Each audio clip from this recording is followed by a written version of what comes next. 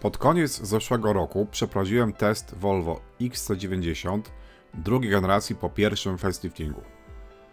Teraz w moim teście znalazło się najnowsze Volvo XC90 drugiej generacji, ale po drugim faceliftingu, którego pierwsze egzemplarze pojawiły się na początku tego roku. Tym razem jest to wersja napędowa T8 AWD w specyfikacji wyposażenia Ultra. Najnowsze Volvo najłatwiej jest odróżnić po zmienionej przedniej części nadwozia. Z przodu mamy teraz nowy grill, większy, bardziej elegancki i mniej chromowany niż wcześniej. Teraz moim zdaniem samochód wygląda bardziej nowocześnie.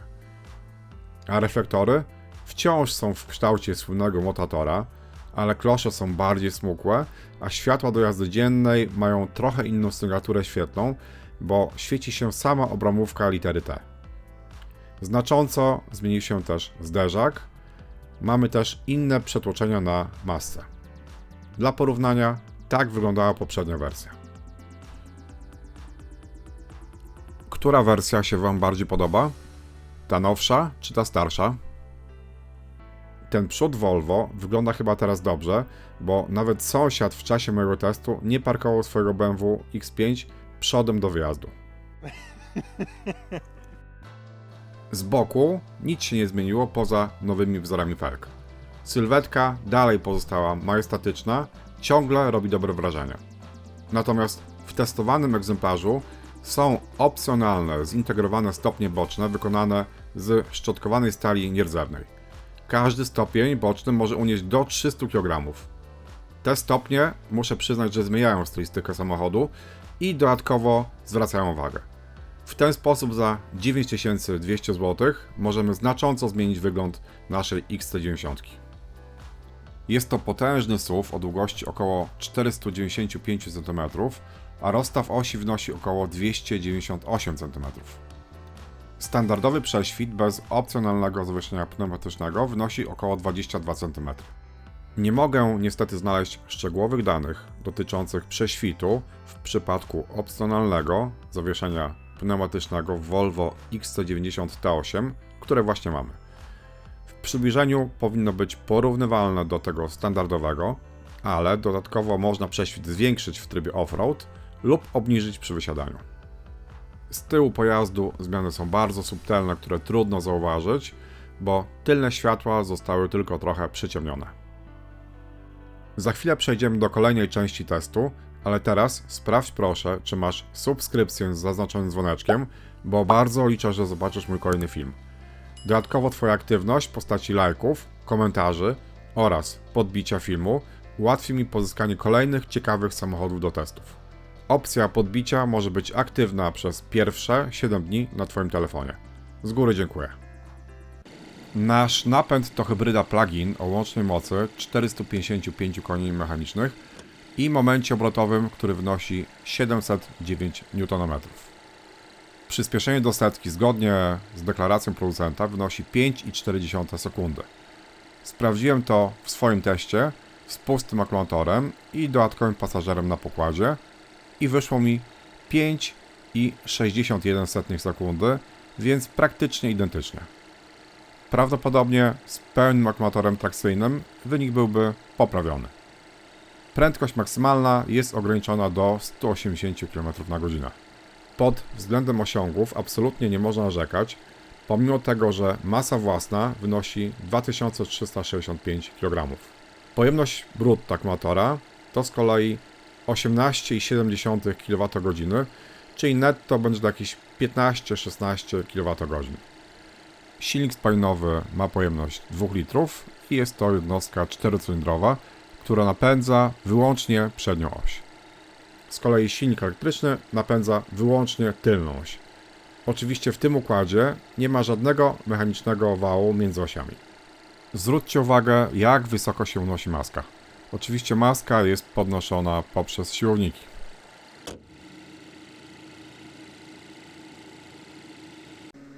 Często samochody hybrydowe mają mniejsze zbiorniki paliwa w porównaniu do swoich odpowiedników w pełni spalinowych.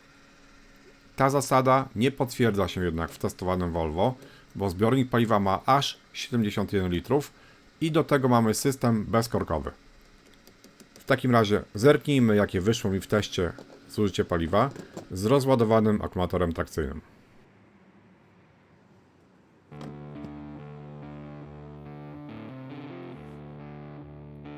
Zużycie paliwa w trybie miejskim na dystansie 133 km przy średniej prędkości 24 km na godzinę wyniosło 8,9 litra na 100 km.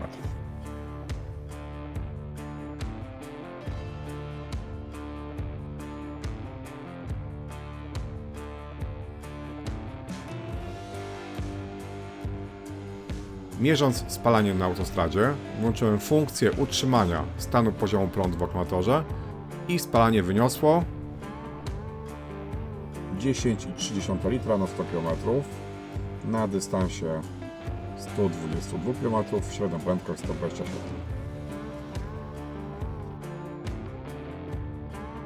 Napisz, jak oceniasz zużycie paliwa w Volvo. Jeśli Ci się podoba, daj kciuk w górę. Natomiast jeśli na co dzień użytkujesz ten samochód, daj znać, jak to wygląda u Ciebie.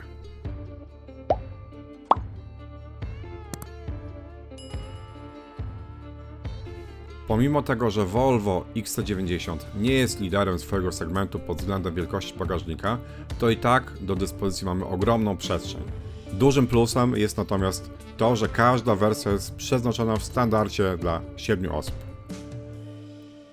W podstawowym ustawieniu bagażnika, czyli jak trzeci rząd siedzeń jest schowany, pojemność bagażnika maksymalnie wynosi według strony Volvo 977 litrów, ale jak się domyślam, jest to prawdopodobnie załadunek po dach, bo inne źródła podają, że jest to 640 litrów.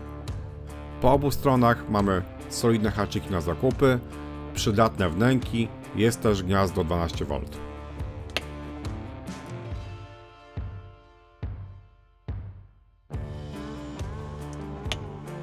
Jeśli rozłożymy trzeci rząd siedzeń, to będziemy mieli do dyspozycji 262 litry lub maksymalnie według strony Volvo 298 litrów. Nie można też mieć żadnych uwag do podświetlenia bagażnika. Oświetlenie jest również na klapie, a nawet na progu załadunkowym. A ile wynosi długość bagażnika? Długość przy maksymalnie cofniętych oparciach tylnej kanapy, bo tylna kanapa jest regulowana, można ją przesuwać i oparcia są pochylane. I w tym miejscu, gdzie jest zamek, to mamy około 120 cm.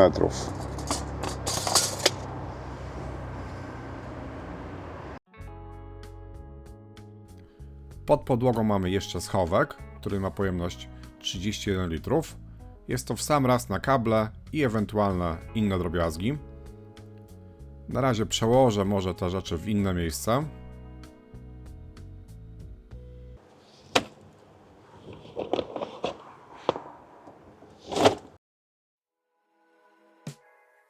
No i sprawdźmy jeszcze, co mamy poniżej.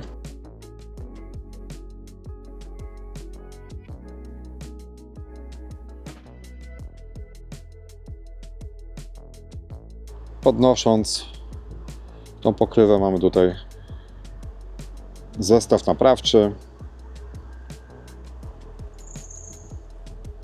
No i tutaj butla do układu pneumatyki. W wersji plug-in nie ma możliwości do kupienia w konfiguratorze koła dojazdowego, w odróżnieniu od wersji z miękką hybrydą. Prawdopodobnie taką dojazdówkę można poza konfiguratorem dokupić, ale nie ma na nią dedykowanego miejsca w samochodzie. Mamy też taki fajny organizer, który może ograniczyć przesuwanie się na przykład mniejszych zakupów, na którym mamy zamontowaną gumę do mocowania, a u góry jeszcze są kolejne haczyki. To jest naprawdę przemyślane rozwiązanie.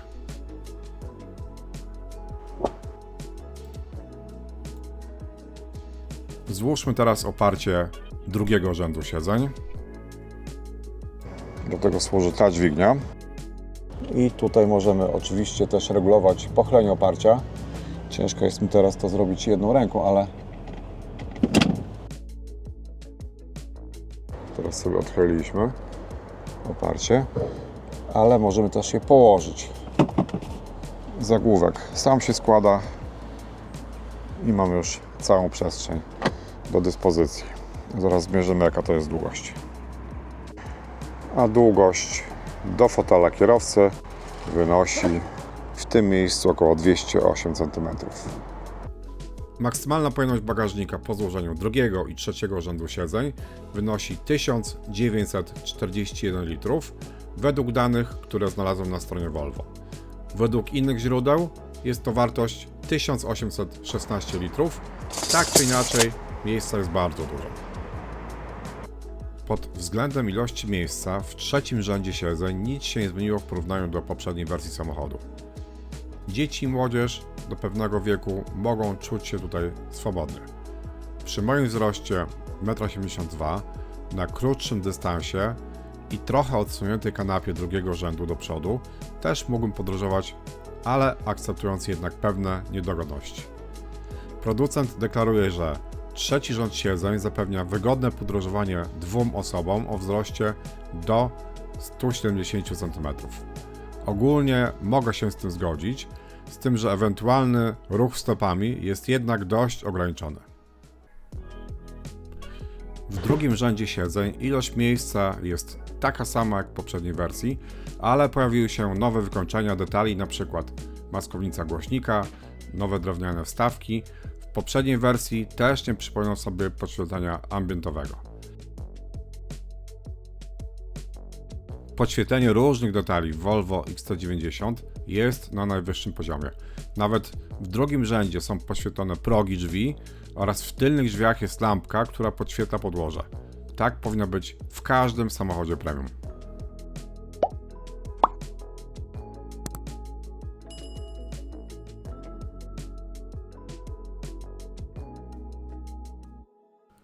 Sprawdźmy w takim razie wyposażenie, jakość materiałów oraz ilość miejsca.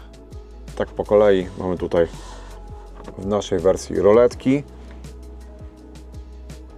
Są też rączki i są to rączki moim zdaniem ze skóry, tak przynajmniej po zapachu to można stwierdzić.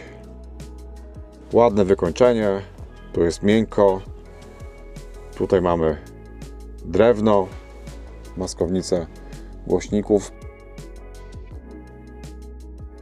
Ta część jest miękka, tu jest miękko, tu jest miękko. No i kieszeń drzwi do końca jest miękka. Wewnętrzna część kieszeni jest z tyłu twarda.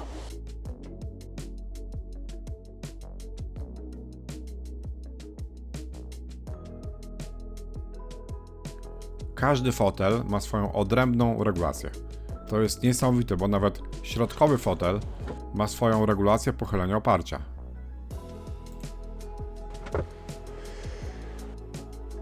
Nawiewy mamy nawet w słupkach drzwi oraz standardowo oczywiście w środkowym tunelu.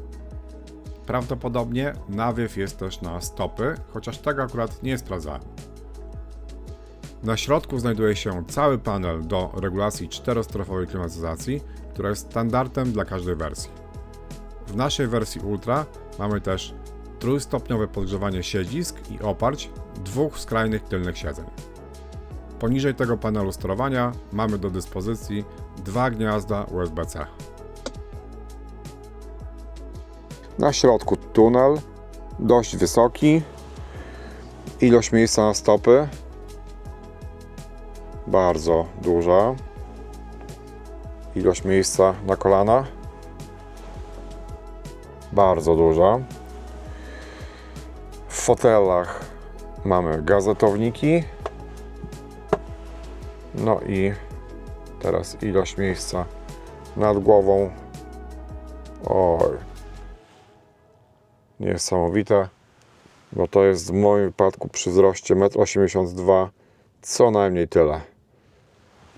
Naprawdę ta ilość miejsca nad głową jest bardzo, bardzo duża. Wyobraźcie sobie, że mamy nawet regulację wysokości pasów dla drugiego rzędu siedzeń. No, dla pierwszego rzędu to To nie jest nic dziwnego, chociaż też nie w każdym samochodzie to jest. Nawet w niektórych samochodach premium, szczególnie tych z niższych segmentów, zdaje się, że nie ma. Największe zmiany wnętrza po faceliftingu są widoczne z przodu. Teraz jest nowy pionowy ekran dotykowy w części środkowej o przekątnej 11,2 cala, który ma wyższą rozdzielczość niż poprzednik. Zdecydowanie czuć lepszą jakość tego ekranu. System jest oparty na Androidzie oraz ma integrację z Googlem, w związku z tym, jeśli chcemy korzystać np. z nawigacji Google'a, nie musimy już się łączyć z naszym telefonem. Przeprojektowany został też tunel środkowy, w związku z tym jest więcej miejsca na telefony oraz na kubki. Za chwilę przejdziemy dalej, ale teraz jeśli chcesz docenić moją pracę, daj lajka i podbij film. Opcja podbicia może być aktywna przez pierwsze 7 dni od premiery na Twoim telefonie. Z góry dziękuję. No i sprawdźmy, jak wypadnie nasz test kubków po modyfikacji. Idealnie mieści się jeden kubek, drugi mieści się idealnie, dobrze się trzymają. Tu można spokojnie, bezpiecznie te kubeczki przewozić. Natomiast jak wygląda sytuacja z puszką 250 ml? Jeśli jest kubeczek z przodu, no całkiem nieźle. Może to być w takim razie jeden kubeczek termiczny, jedna puszka. No troszkę słabiej jest w momencie, jeśli sama jest ta puszka, ale możemy to zrobić w ten sposób, że wyregulować to troszkę roletką i też myślę, że będzie dobrze. Górna część tapicerki mięciutka. W dotyku przypomina skórę, ale myślę, że jest to chyba skóra syntetyczna. Tutaj się pojawił materiał. Wcześniej tego sobie nie przypominam. W tym miejscu mamy drewno. Całość jest naprawdę ładnie wykończona. Tu mamy miękko z boku. Kierownica jest skórzana. No i bok drzwi. Tutaj jest miękko. Taki materiał przypominający skórę. Chyba nie jest to skóra z przeszyciem. Drewno. Miękki materiał. Skóra syntetyczna prawdopodobnie. Tu też jest mięciutko. Skóra syntetyczna. Poniżej jest miękko. Aż do dołu kieszeni. I nawet wewnętrzna część kieszeni jest miękka. Taka pokryta takim jakby cieniutkim filcem. Tylko zewnętrzna strona kieszeni jest twarda. No, wykończenie jest naprawdę mega fajne. No i oczywiście w naszej wersji mamy skórzane fotele z jasnej skóry. Jest to skóra Nappa. Niezwykle delikatna i miękka. Rewelacja. Taką jakość skóry to naprawdę uwielbiam. Fotele są dodatkowo podgrzewane, wentylowane, mają masaż. Mają bardzo duży zakres regulacji elektrycznej, włącznie z wydłużanym siedziskiem, pochylaniem siedziska i regulacją podparcia lędźwiowego. W mojej ocenie przednie fotele należą do jednych z najlepszych, z jakimi miałem styczność pod względem komfortu i regulacji. Powoli kończąc temat wykończenia wnętrza, zwróćcie uwagę, że nawet miejsce na kubki jest podświetlone. Tak samo schowek pod podłokietnikiem, który jest flokowany, a na dnie jest gumowany.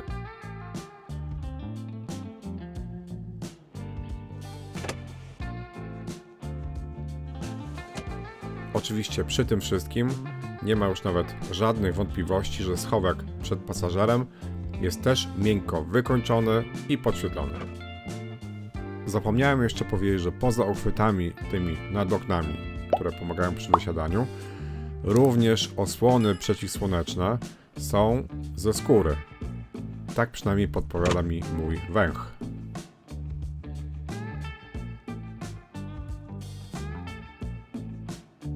Auto jest świetnie wyciszone, co potwierdza mój test, bo przy prędkości 90 km/h decybelomierz pokazał około 63 dB. Poza świetnym wyciszeniem jest też bardzo komfortowe za sprawą opcjonalnego zawieszenia pneumatycznego, które kosztuje około 11 000. Można też się dokupić w większym pakiecie.